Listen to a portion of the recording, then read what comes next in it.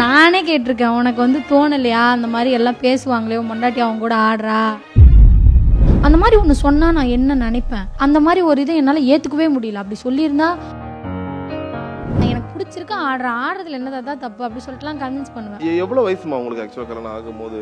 15 முடிஞ்சு 16க்கு மறுநாளே மேரேஜ்.